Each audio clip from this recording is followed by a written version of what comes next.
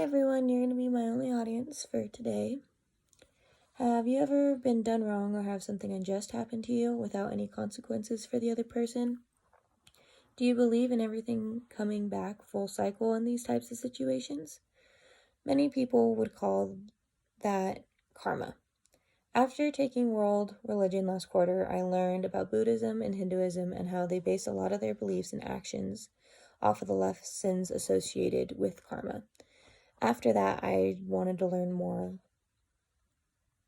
I just thought that it fell perfectly into life, and I thought many would want to learn about it.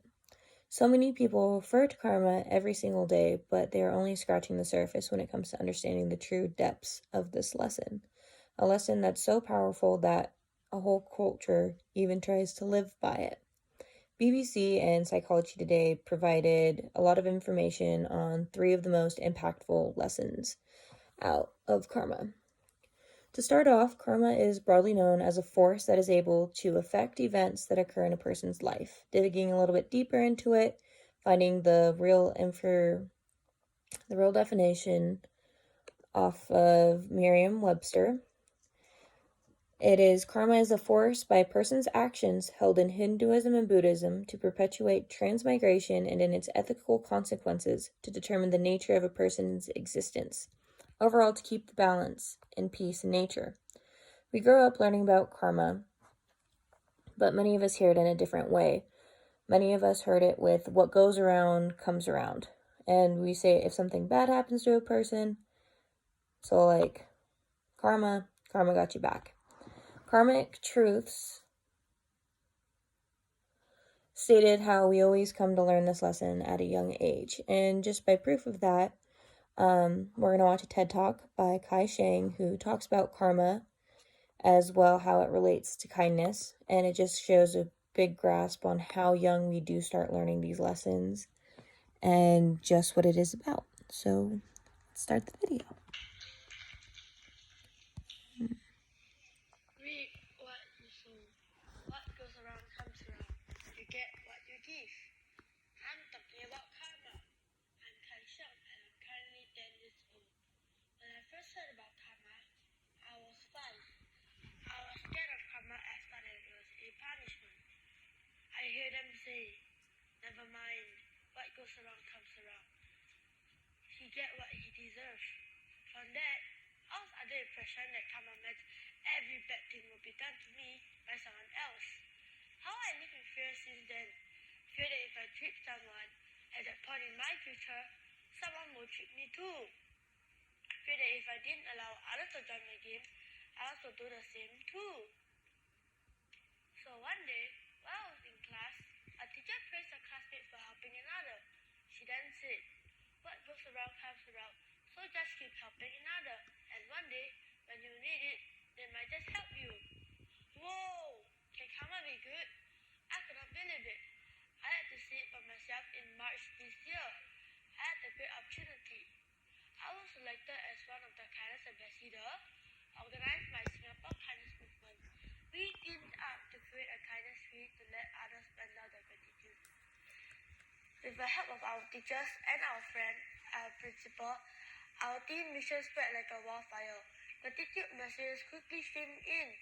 Here are some written messages, like even helping another find an eraser means something to him. So now I stand here not just as a kindness ambassador, but a person who also strongly believes what goes around comes around. So today everyone has been given a daisy windmill, whether to put on a smile on another or to show gratitude. Once you are done, you might pass it to your person that you want to pass it to. Thank you. As you can see, he is very young, and he had a lot to say with great examples on how when we are so young, and even in grade school, we start learning what goes around comes around. As in, if I were to treat you nice, you're going to treat me nice. Or if I help someone, maybe one day when I need help, they're going to help me. So going back to the lesson stated by BBC and Psychology Today, the first application, according to these lessons of Buddha, is your karma will translate into your next life. A person's actions from this life will determine what will become of them in their next life. Everyone is born with karma, good and bad. By leaving this life with good karma, you will be reborn into an easier or more pleasant life. While with leaving with bad karma, you can get stuck in like a hell realm or be born as an animal or instinct where you're going to have a lot of suffering in your next life, kind of to repay for what you did. There's no way to avoid this. Even the ones known as the enlightened ones are not exempt from this force. They live to end the cycle of rebirth because even God or whatever deity does go to an end. They do end up passing on in the end. BBC had a perfect story that was really helpful with understanding this lesson. It's the story of Buddha and his cousin. In this story, his cousin tried to kill him with a boulder by dropping it on his head. His cousin missed him, but it did still end up landing on his foot, and he broke Buddha's foot. Buddha was not angry, he was not upset, because he believed it was his karma coming full circle from him trying to kill his cousin in a past life. The lesson of karma is self-determined. It depends on your actions. The word karma itself is translated into actions. Every action you take affects your karma in a positive or negative way, depending on your intentions behind the action.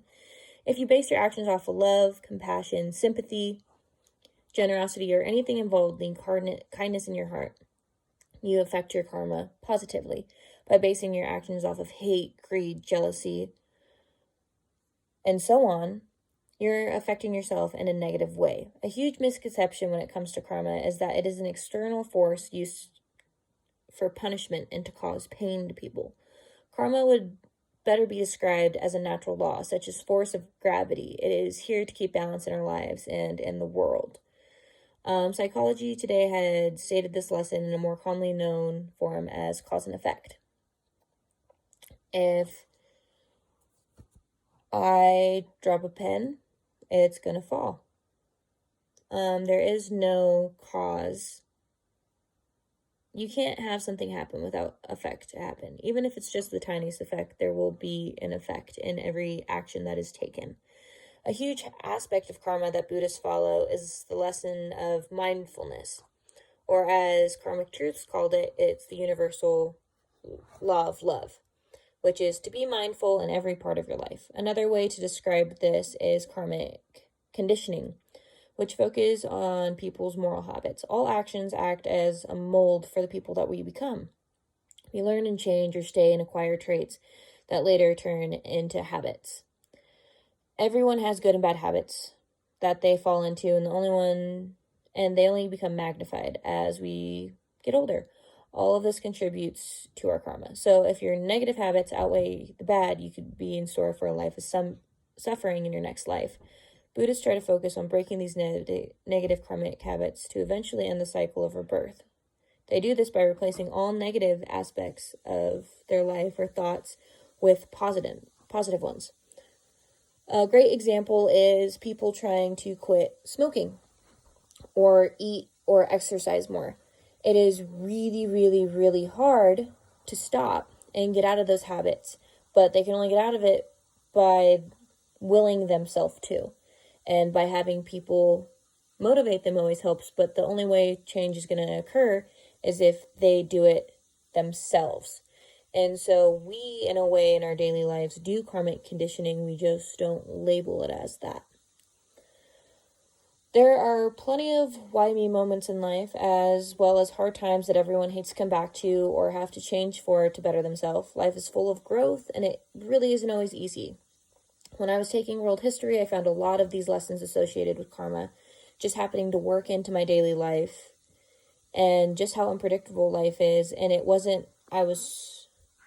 many people don't try to follow them, but they find themselves following these lessons without following that religion or purposely, just because of how karma falls into life, and it is an energy that is around us. Everything does come back in a way. Karma is an energy that keeps the world in balance. There is always going to be an effect to any action made. People always will be trying to do good or be a good person, avoid suffering for whatever comes next, and just trying to live out their lives to the best that they can. Because I feel like everyone's end goal is to be happy. Whether they're following a religion or anything, everyone is trying to do good or be a good person, but sometimes their intentions aren't in that way, but we are all human.